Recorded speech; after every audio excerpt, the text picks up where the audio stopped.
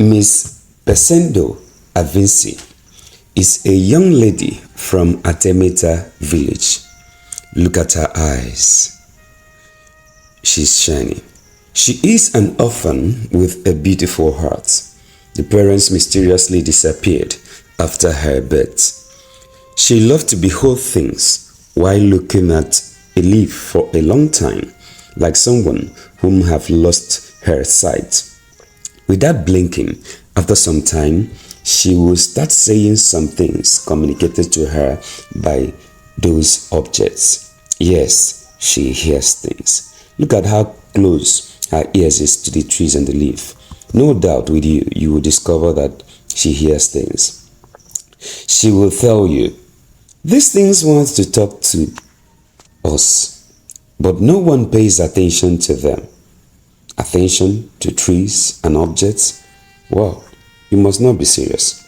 On one of those occasions, having guessed at a pitfall sometimes. My dear, what are you searching for in a pit? Anyway, she started crying. She started crying bitterly, as if somebody had laid upon her a load of the whole world.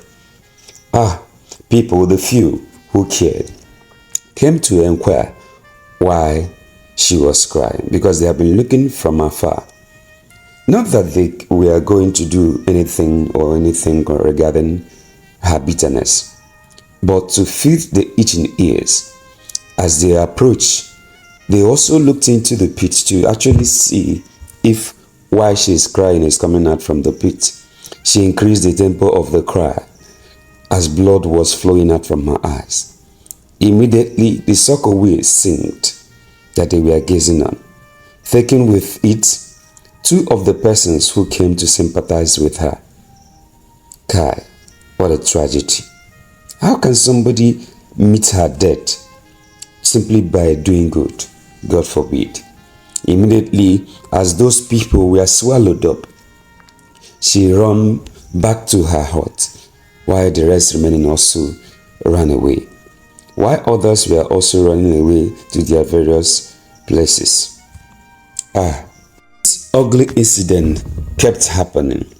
It continued for a long time, till it get to a point people started suspecting skeleton on the cupboard of Miss Pesendo Avinci. The suspense arose when an unfriendly, heartless neighbor packed into the neighborhood. Looking at the face of this young man, you will actually discover that he don't care. He don't give a damn about the next person. He's frowning as if the whole world is collapsing around him. Is he the only person that have an issue or a problem? We don't know. Anyway, let's continue. Who do not care? This neighbor don't care at all about somebody if somebody is even dying around him. One day, she started crying as usual, while this neighbor just walked away.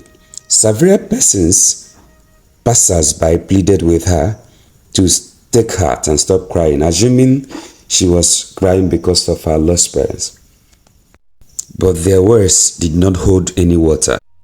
She kept crying until the victim came around to console her and encourage her, while Miss Asante Pete was doing her usual care. A nearby tree got uprooted from the root naturally and landed on Miss Asampete, and she died instantly. This aroused the anger of the villagers. Miss Asampete was a beautiful maiden whom was loved by the villagers so much because of her compassionate heart. She can never see anyone in a need without looking out for the person. Everyone in the community testifies of this, making them to love her so much.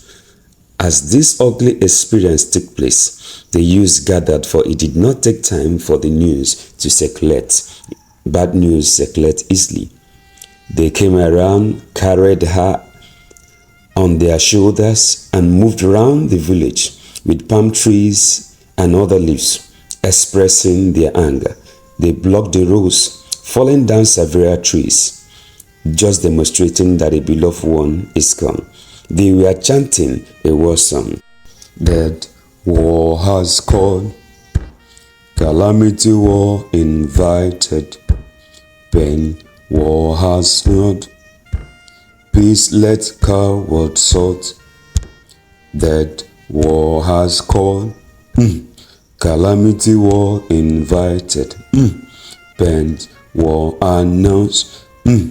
Peace let coward salt.